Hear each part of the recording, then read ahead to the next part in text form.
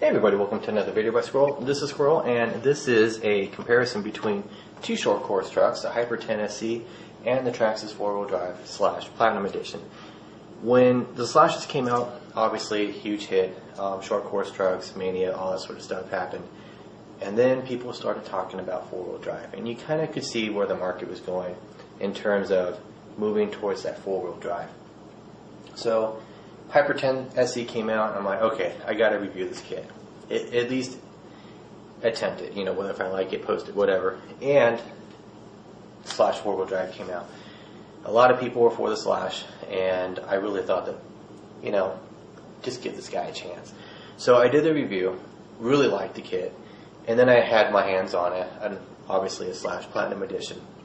I always wanted to do a comparison because each kit has its own unique features. That's going to lend an advantage to either or. So this is more or less a video of if you were to buy a kit, which one would you want and what features would you actually want. Now you can research both of them, but these are going to be features that you're not going to find on a website, whether it be at Traxxas or OFNA. So the first one, it actually goes to an advantage of the Slash, which is that it's actually a little lighter and faster. Sorry OFNA, it's actually a Traxxas owned right as far as the lighter and the faster. I compared both of these loaded to the gills as far as a motor, brushless. I stuck with the Castle because that's what OFNA is releasing it with, and of course the Traxxas stock. And each one of them had a 3-cell LiPo in it. The OFNA is 5.9 pounds, the Slash 5.1. Again, these are fully loaded weights. If you go to the website, you're going to see a different weight. And I also have the same tires on them. As far as rims, not necessarily tread calibers on here, but again, same type of tires, so the both bead locks, all that sort of stuff. Everything that could be comparable is as attempted to as possible comparable.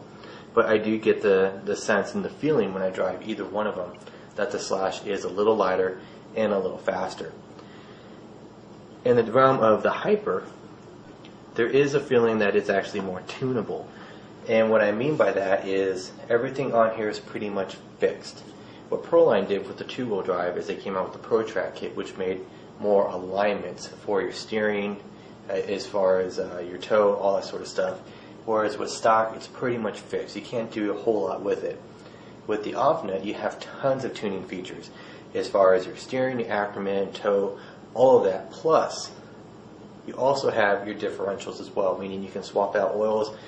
And you can actually go, okay, I'm a little loose here on this particular type of course, swap in a different diff oil, and then boom, you actually are going to get a better response or maybe a worse response, whatever the case may be. Also, steering. Underside here, the steering is actually just a straight arm. It's actually on the bottom as well.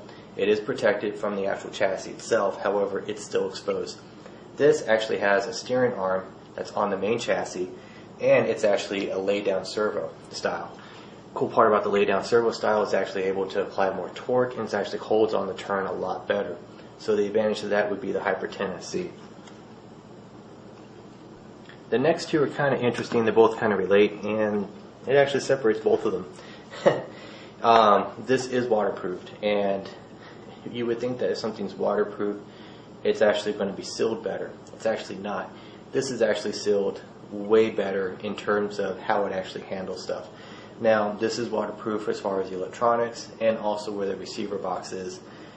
Not so much here. Here, all your electronics are actually exposed, which is kind of bad in terms of getting dirt in there and also water. Here, you don't have to worry about the dirt getting into your electronics, so your receiver, the water getting in there, and your electronics are waterproof as well. However, there are exposed areas. On the review I did show in the very front, your drive shaft is completely exposed. You're going to get dirt in there, and it's going to start nicking up your driveline. Who cares if you nick off some of the aluminum? However, if you start getting rocks in there, that's actually going to hold up on your driveline. That's going to become an issue. Another issue that I was able to get, and had a couple of times, was a rock getting right in where my slipper was, locking up my slipper nut, and then loosening my slipper. Again, that can actually damage some of your electronics, and it can actually melt your spur and do some damage that way. This, even though your gear mesh is actually exposed between your pinion and your spur, it's actually a lot better as far as design, because your drivetrain, even if it is exposed, it's rugged, durable. Rocks are not going to get in there, and rocks aren't going to hamper it. And your differentials are also sealed as well. So in one area, they tried. Here they actually succeeded. And again, even though those two gears are exposed, the same thing as if it was a buggy or a truggy, those gears are also exposed. Never had an issue with rocks getting in there. I have had issues over here. So again, they tried, actually succeeded. Back over here, you actually have a plastic spur gear on a metal pinion. Here you have metal to metal. And the bad part about here is that your metal to metal is actually not hardened steel. Well, your spur gear is, but not your pinion. So you're going to have to do one of two things. One, you're either going to have to find a hardened steel pinion, which they do make, or you're going to need a plastic spur gear. They do make them. And actually, thank you to J626J. He's a YouTube member. He actually pointed out STRC Delrin spur gears for the short course truck of the Hyper Tennessee.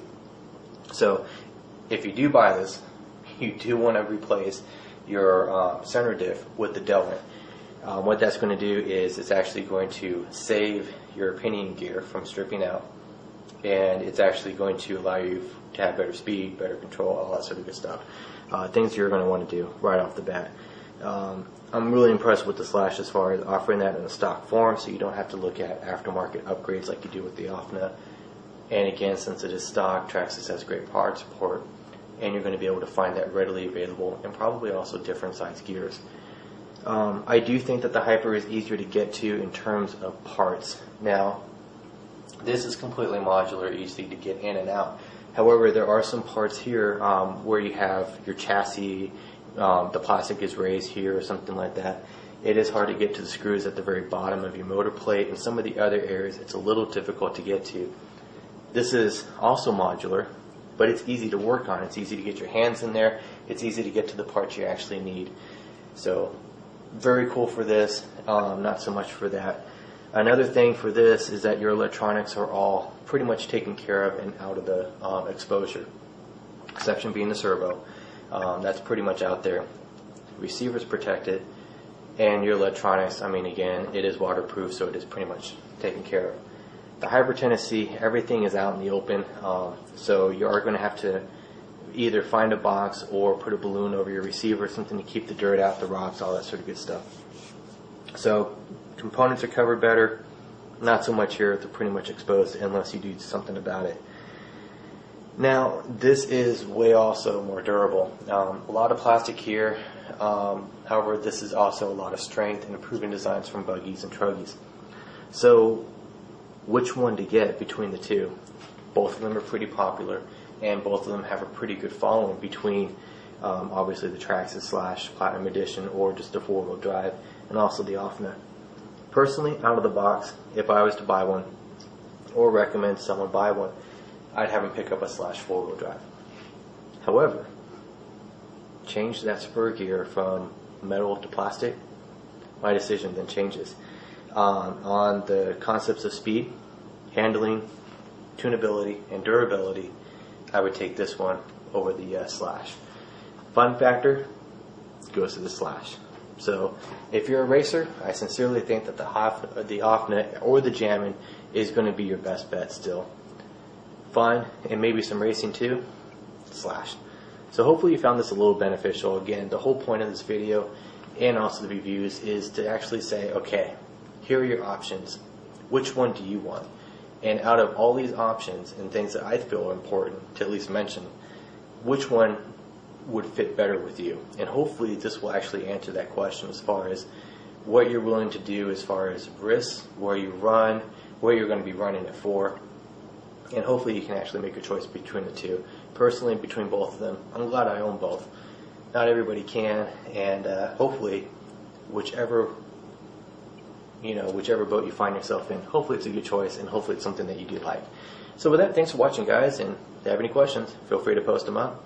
Forum over here if you ever want to ask a question, post up some pictures of whatever kit you have. And again, thanks for watching, guys. Thank you for the support. Take it easy.